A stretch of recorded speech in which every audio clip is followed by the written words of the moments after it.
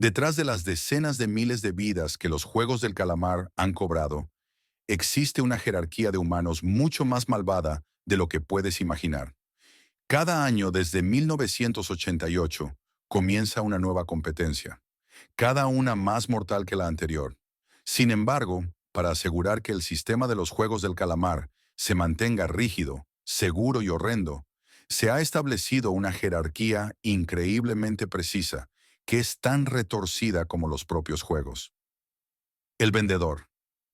El vendedor es la primera capa del sistema de clasificación de los Juegos del Calamar, y él es quien inicia la reacción en cadena que lleva a las personas a esta competencia malvada.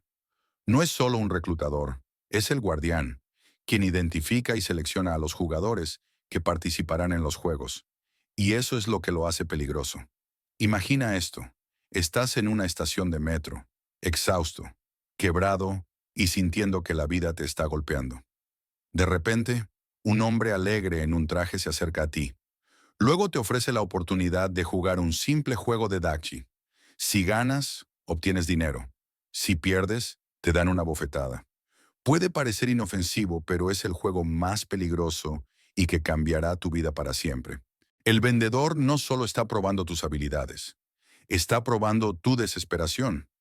Su papel en la jerarquía de los Juegos del Calamar es encontrar a personas en su punto más bajo, dispuestas a soportar la humillación o el dolor por una oportunidad de una vida mejor.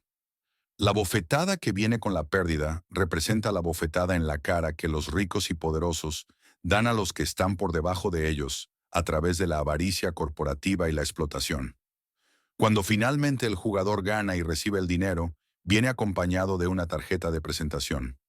No hay explicación detallada, solo un número de teléfono y una promesa de aún más recompensas si estás dispuesto a asumir el riesgo. Y esa es la genialidad del papel del vendedor.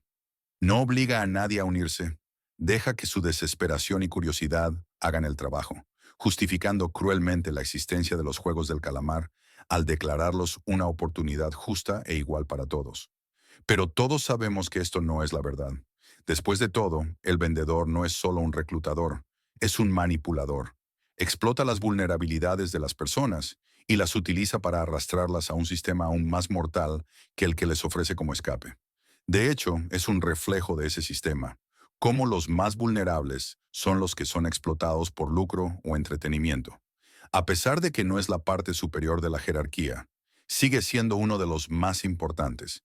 Y aunque es increíblemente responsable de la muerte de miles, sus manos están limpias, o al menos en su mente. Porque una vez que te ha reclutado, se ha ido, dejando a los jugadores enfrentar las consecuencias de sus decisiones. Sin embargo, si logras rastrearlo, lo cual no es fácil, ya que Gi-hun pasó más de 2 años tratando de hacerlo, él se defenderá. Entonces, cuando es capturado, aquellos que intentan seguirlo esencialmente se ven arrojados a un minijuego del calamar. Juegos del calamar en movimiento, podrías decir. Los guardias rosas. Hablando de los guardias, también conocidos como soldados rosas, esta facción del personal se divide en 3 niveles de clasificación, comenzando con el más bajo. Estos son los trabajadores rosas, simbolizados por la O en sus máscaras. Son las manos invisibles que mantienen los Juegos del Calamar funcionando sin problemas, encargados de trabajos aburridos, pero esenciales que aseguran que no haya interrupciones. Esencialmente, los trabajadores rosas son los civiles de la jerarquía de los guardias. Sus deberes giran en torno a asistir con las operaciones del juego, realizar el mantenimiento general y manejar la limpieza. Transportan los cuerpos de los concursantes fallecidos, los incineran y distribuyen comida a los jugadores. Sin ellos, los juegos rápidamente caerían en el caos. Pero a pesar de las demandas físicas de su trabajo y su importancia, los trabajadores rosas viven bajo la misma estructura rígida que el resto de los guardias. No pueden hablar sin el permiso de un gerente de rango superior y deben permanecer en sus puestos designados a menos que se les indique lo contrario. No tienen acceso a armas de fuego ni poder de decisión. Además, su máscara debe usarse en todo momento fuera de su dormitorio, y no pueden salir. La naturaleza deshumanizante de su papel se refleja en cómo son tratados. No se les permite mostrar empatía ni favoritismo, hacia los jugadores, sin importar qué cosas perturbadoras hayan presenciado. Esta regla les quita su individualidad y agencia moral, convirtiéndolos en meras herramientas de la jerarquía de los juegos del calamar. Así como los concursantes que incineran, ellos también están atrapados dentro de un sistema que valora la obediencia y la monotonía por encima de todo. Son igualmente limitados por las reglas como los jugadores, incapaces de desviarse de sus tareas asignadas sin arriesgarse a castigos o muerte. Como resultado, aunque parezcan ser meros ejecutores sin rostro del sistema, también son víctimas de él. Al ocultar sus rostros y despojarlos de sus voces, la organización asegura que solo sean vistos como parte de la maquinaria de los juegos. Su individualidad es literalmente borrada, lo que facilita que la organización e incluso los propios trabajadores justifiquen su participación en un sistema tan brutal. Los VIPs, posiblemente la capa más grotesca y deshumanizante de la jerarquía de los juegos del calamar, son los VIPs. Son los espectadores, la élite y los financistas de los juegos mortales que vienen de todo el mundo. A diferencia de los soldados rosas o incluso del hombre de frente, que aún están sujetos a las reglas del sistema, los VIPs existen por encima de él. Son intocables y su presencia revela el verdadero propósito de los juegos. No una segunda oportunidad justa para los pobres, sino entretenimiento para los ricos. Esto se simboliza no tan sutilmente por lo que técnicamente es el rango más bajo de todos, los muebles humanos. Así es como suena. Humanos despojados de cualquier humanidad, convertidos en objetos. Justo por encima de ellos están los camareros con máscaras. Nuevamente como suena.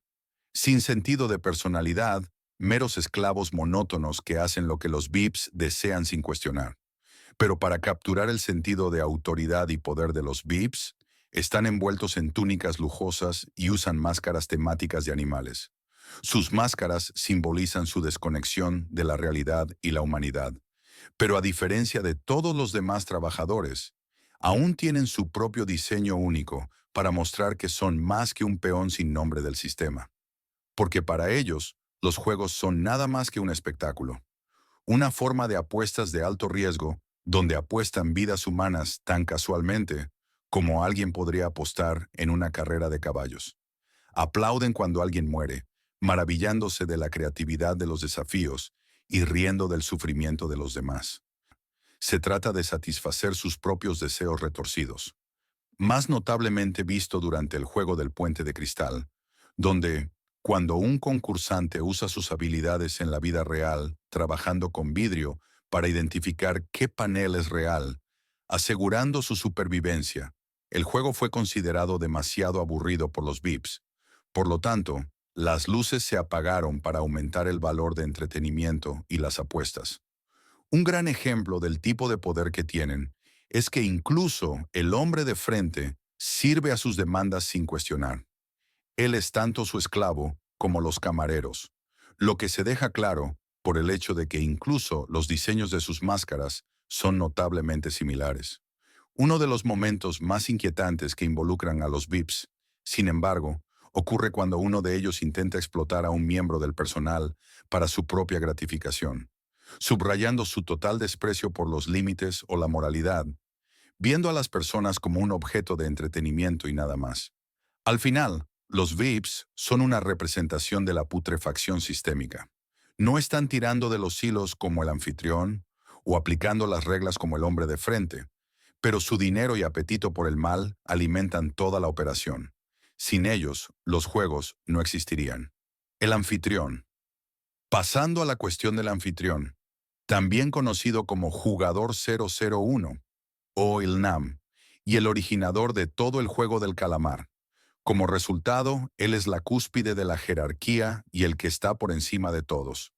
Por lo tanto, no es una coincidencia que se le vea como una figura distante y casi divina mientras juega con las vidas de otros. Todo para dar lo que él cree que es una oportunidad justa en la vida.